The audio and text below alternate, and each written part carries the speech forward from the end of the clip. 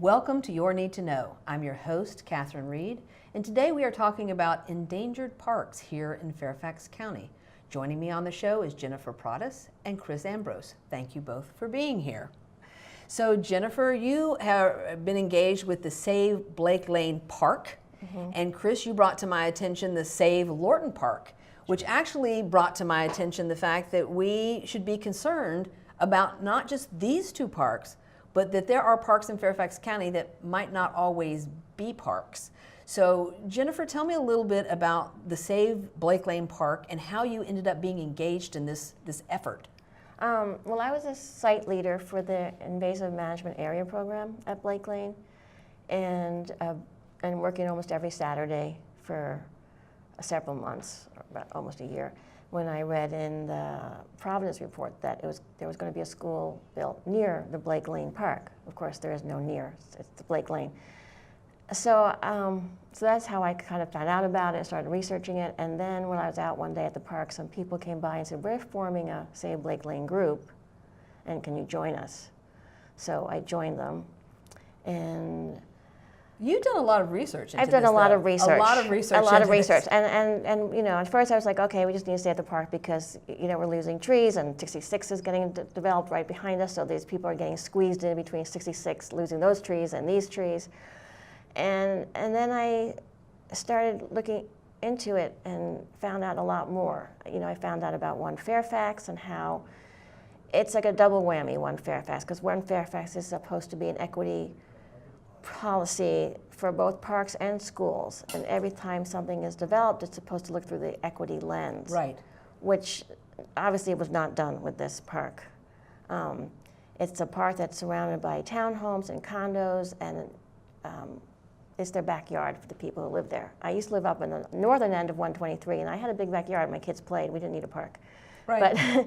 But in high-density housing, we need a park. We do, and let's face it, the county is looking at more high-density housing because we have a growing population of people, and we need to put more people on a square acre of land because we need to meet the demands of a workforce and a thriving economy. So, Chris, with Lorton Park, you know, this came to your attention through your role as an HOA president. That's right. It was in May of 2017.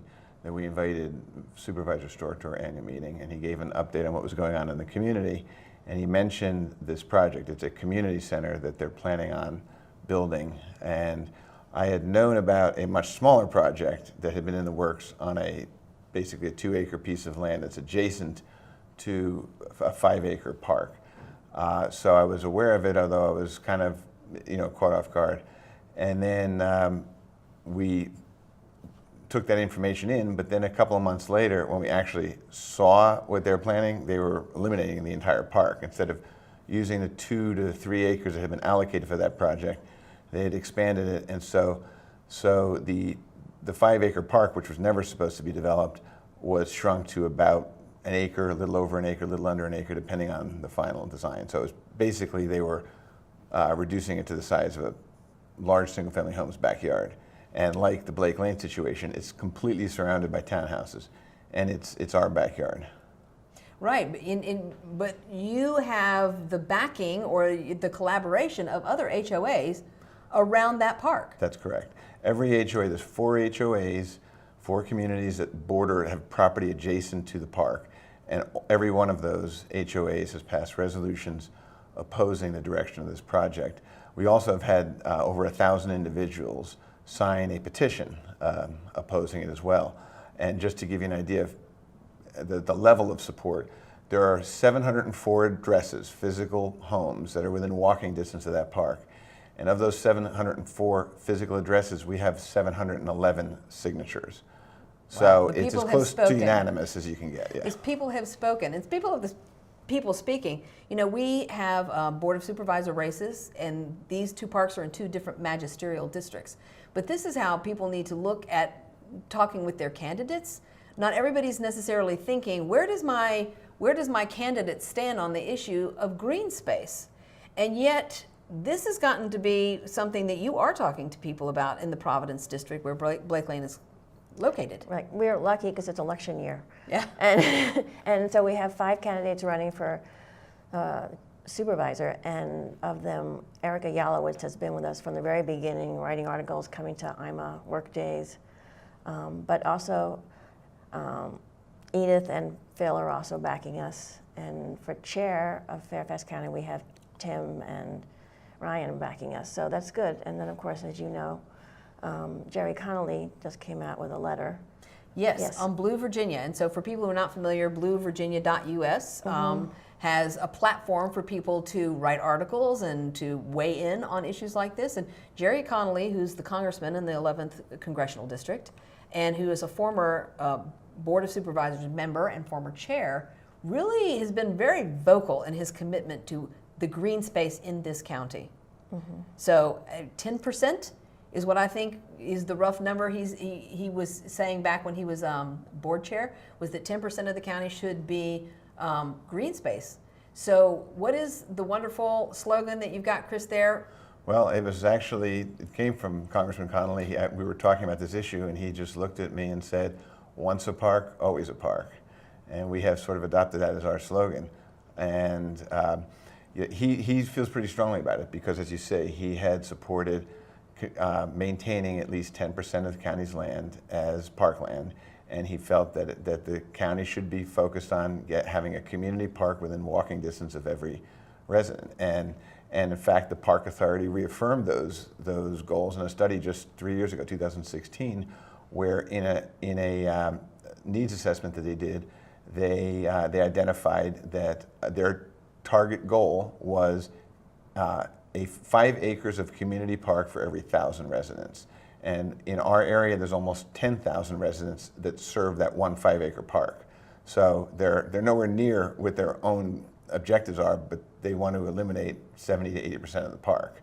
So that's a real problem. But they actually, didn't you say the Park Authority too had actually done a survey, and basically what they got back was this support from like 94% of the respondents that the green space is very important to them. It's one of their top priorities as far as the quality of life here in the county. That's correct. That was the top issue, the top quality of life issue. 94% said preserving green space. The other interesting thing in that study was they talked about the issues, the different attributes of park and green space that were important to the county, and they ranked 17 different issues, and the top 2 were community parks and walking trails, which obviously Lorton Park has both. I mean, it's a community park, but it also has walking trails in it. So the top 2 of 17 issues are affected by this project. So here in the county, we take great pride in our education system too. In fact, the largest part of the county's budget is schools. Right. And so people have a lot of strong feelings about the schools. And so what's jeopardizing Blake Lane Park is a school. So how are you, in your own mind, kind of sorting out whether a school is needed or whether it's not needed, or what are the benefits to the residents as well as the school children who are already around that park? Well, we have 2 elementary schools within a mile each direction. So, and if they put a footbridge, we could always walk to our schools. Right. And the schools nearby in their capital improvement plan say that the numbers are going down. So I did a lot of research, as you said, and I really figured out that between boundary changes and programming, we can address the issue, and we really don't need a new school there. And also the problem with the new school there is that the south side of 123 is the diverse side of 123, and the side with the more free lunch. And if they do this, what we may end up having is one overwhelmingly white school on one side of 123 and a diverse school on the other. And that's not what equity is supposed to be about. And that's in direct contradiction to this newly adopted One Fairfax, which says this is the yardstick by which we must measure what we do. Is it creating equity? Is it addressing things that are inequitable? And so it looks like your research is showing that to build a school here and to reallocate these school children would make it less diverse.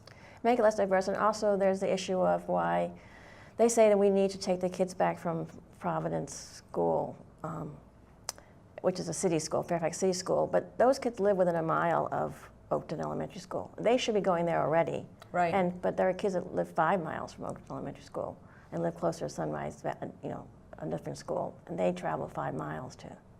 Well, you know, boundary changes. I actually moderated a forum out in Hunter Mill, and you know, boundary changes for schools are probably one of the most contentious issues ever. They are, and I think that they decided, well, we're going to avoid that boundary issue and fighting, and we're just going to put this in Blake Lane, and they didn't think that we were going to say anything, but we are. Well, you should, because it's just as important for children to have a park within walking distance of where they live, and I love the idea that there should be a park within walking distance of where everybody lives. Right. So we're not necessarily helping with issues of equity if we're making trade-offs like this. This is a serious trade-off. Right. And it's not an easy solution, but it has to be looked at, not more than just, oh, well, we own this land, so we might as well put it here. And isn't this too a little bit like a Tetris, as one of my children would always say, it's like a Tetris. Once you start eliminating parks and trying to repurpose the land, you know, we have a huge system of parks. I mean, how many parks are there? There's a lot of parks in Fairfax County that if you start shutting them down and trying to repurpose this land, it's going to put pressure on the remaining green spaces, right? Absolutely. Absolutely. And as Erica Yalowitz says, once you take a park away, it doesn't come back. Right. No one cuts down a house to put down a park. That is so true. Yeah. That is so true. So, you know, people, I hope our viewers understand too, that people need to be looking at the parks that they've probably never noticed, because I've never thought, I live in Fairfax City, that a park would be taken away. It never actually occurred to me that someone could take a park away. Because I guess we all assume, well, if once a park, always a park. But this is one of several parks, Blake Lane and Lorton Park. Lorton Park, I think you said, is the one that's up first on the agenda. Yes, it's actually coming before the Planning Commission on May 22nd. Right. So it's coming up pretty soon. It is. And so, again, I think all of us could be more informed on that. I think people who are interested in this definitely need to be looking at the May 22nd Planning Commission meeting. And if you're interested in the issue specifically of the Lorton Park, as well as the larger planning, you need to show up to be at that meeting. Right. Yeah, I mean, it really is a precedent, too. This is something that, I mean, I don't know if it's ever happened in the county before. I mean, I can't believe there's never been a park that's been developed, but I'm not aware of it. And now that there's several of them that are clearly queuing up, I mean, it's a precedent. As we run out of space here, you're going to see more of a desire to do this, I think, by the board, unless it's stopped. Far more pressure. So when we come back from this break, we are going to be talking with Jennifer and with Chris about the parks here in Fairfax County. So join us.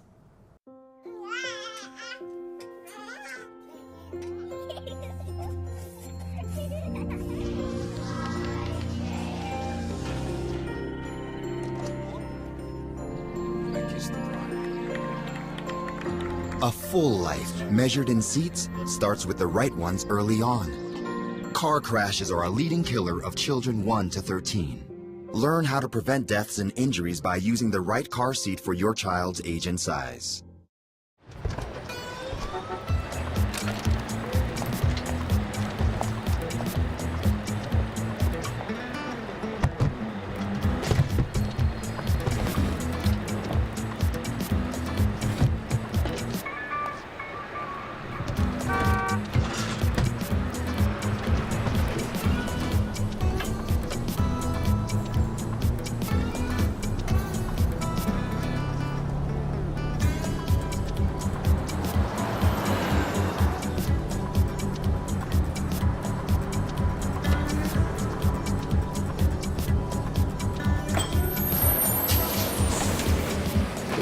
It's a short ride from your neighborhood to your naturehood.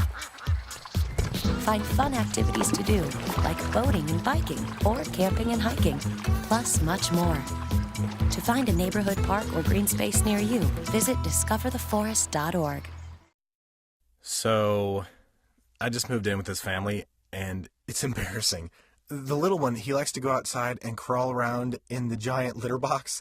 I don't know what he's doing. I mean, I was born and I knew how to use the litter box. Look at that! That's disgusting! Oh, poop already! You're making me nervous. Oh, okay, I can't look at this anymore.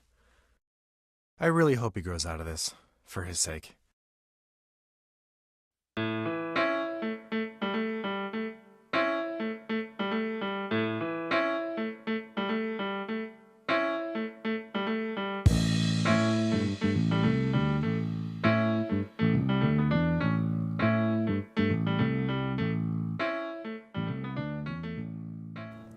Welcome back to Your Need to Know. I'm your host, Catherine Reed, and today we are talking about parks here in Fairfax County, specifically two parks that are in jeopardy, Lorton Park and Blake Lane Park. Joining me are Jennifer Prodis and Chris Ambrose. Thank you both for being here. So when we went to break, Chris, we were talking about the upcoming Planning Commission hearing on May 22nd, and the fact that this is one of the parks of probably several that are going to be considered for some type of redevelopment. So what are the alternatives, or what is your proposed alternative for shutting down Lorton Park? That's one of the most disturbing things, that there really are good alternative locations to build this community center. There are three surrounding county-owned parcels of land, but two of them are viable. One of them really, in my opinion, isn't. One of them is right across the street. It's a huge piece of property that is attached to the, it's owned by the county, it's attached to the Norman Coal Pollution Control Plant, and it was in the past purchased as buffer, not really needed as much anymore, and part of it has been developed with recreational facilities, 5 ball fields, basketball court, tennis court, and so on, and there's tons more space available on it, and those recreational facilities would offer great synergy with a community center. One of the key reasons they give against using that property, ironically, is because there are PCBs on the property that would cost $200,000 to $250,000 to clean up. Now, the community has known about those PCBs for probably close to 30 years, and we really wonder why they haven't been cleaned up regardless. But the real problem with that is, this is almost a $20 million project. I can't believe that they can't come up with $200,000 to clean it up. True.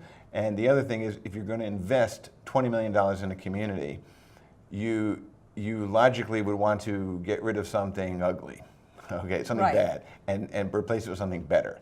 So it makes complete sense to clean up those PCBs. Frankly, it should be done regardless, but clean them up, put a nice community center there, transform the ugly part of land into something nice, and keep the park. Instead, they're just going to plop it in the park, leave the PCBs there, the ugly piece of property, and take away the park to put the community center in. That's that's disturbing. The other location is a right around the corner, a few blocks away. It's a piece of county-owned land that is planned. The reason I want to use this is it's planned for a mixed-use development in the future. So that's their objection to using that. But the problem we have with that is that effectively means that the county wants to sell that property to a developer to develop. And so by default, really what they're doing is selling our park to a developer.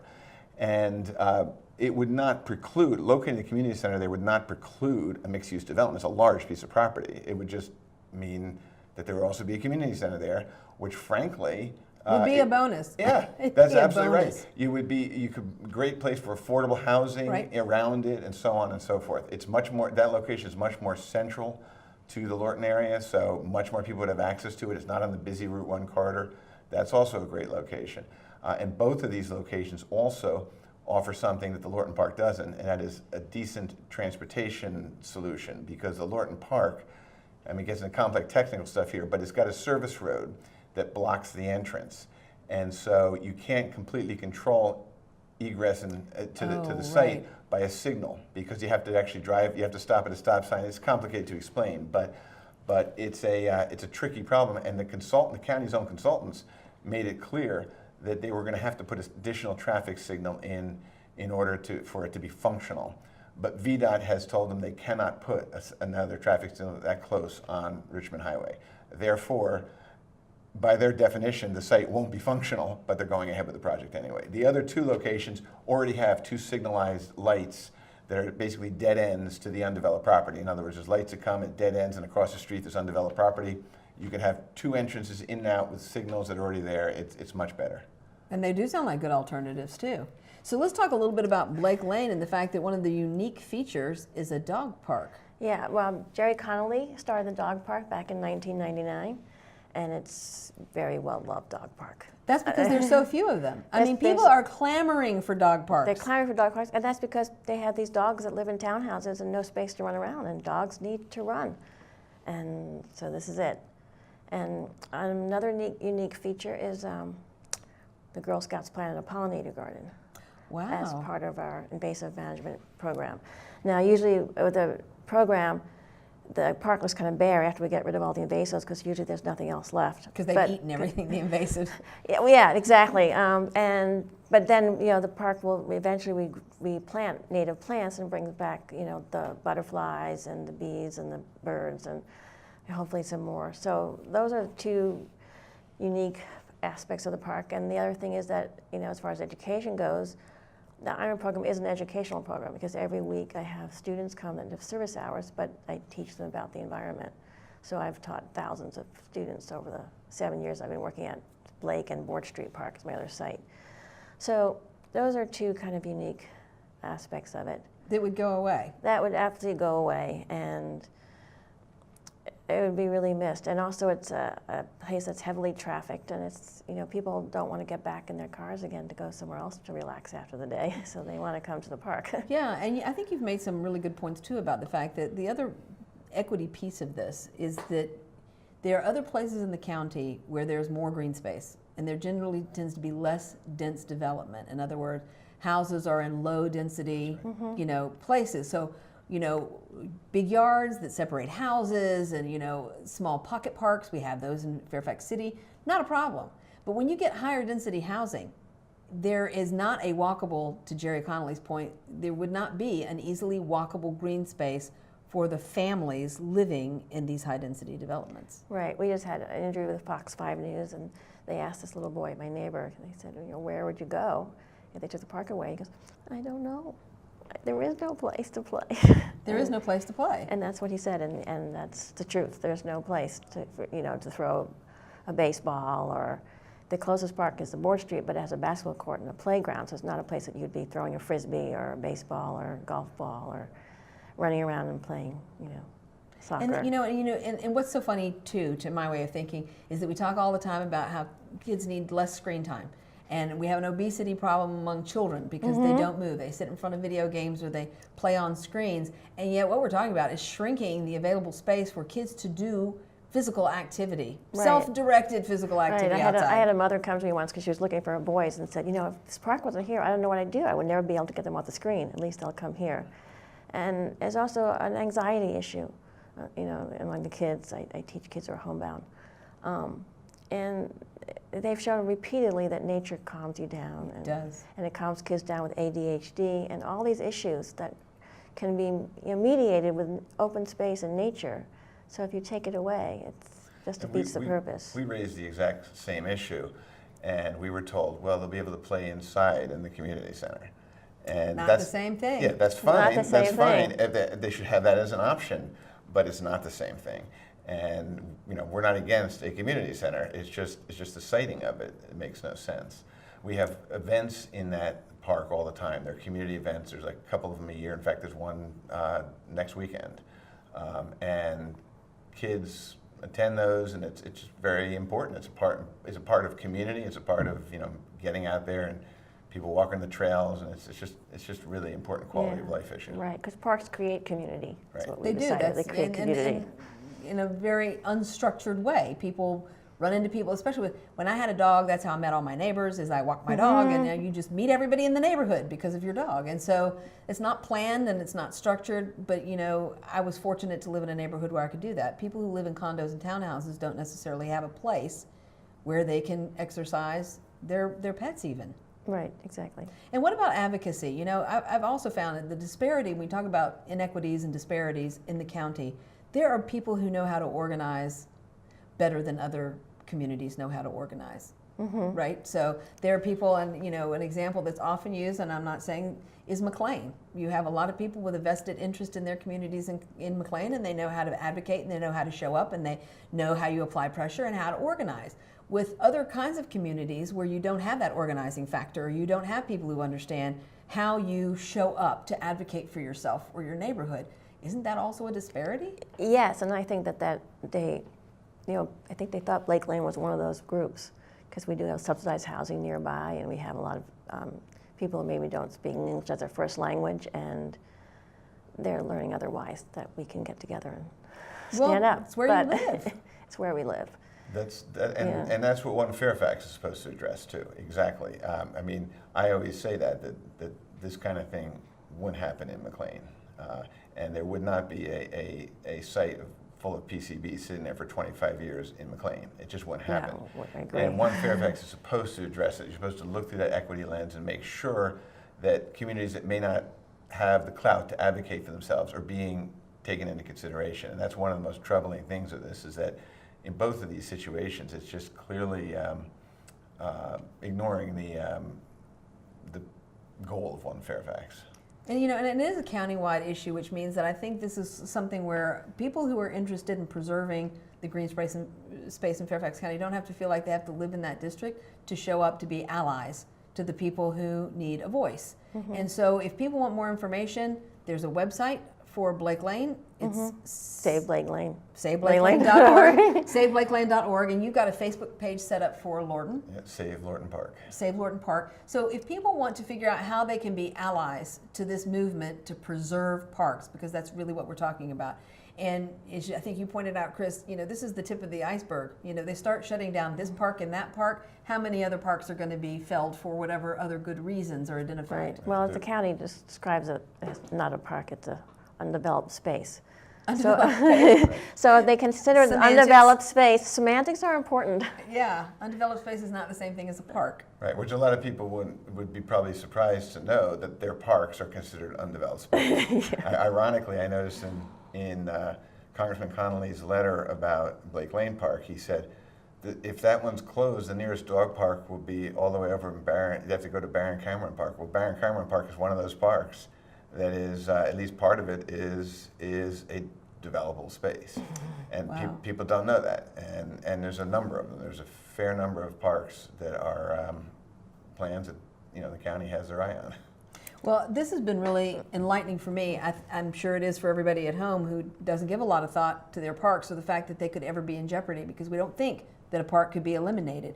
But you have both been wonderful. Jennifer, Chris, thank you so much for coming on the show. I hope our viewers will take a moment to go online, check out both the Facebook page for Lorton Park and the website for Blake Lane, and find out how you can show up and be an ally to preserving the green space here in Fairfax County. There is a commitment to One Fairfax. We should be interested and focused on issues of equity, and that's not just schools. That's things like appropriate space for the children and families who live in our county. And this is what you need to know.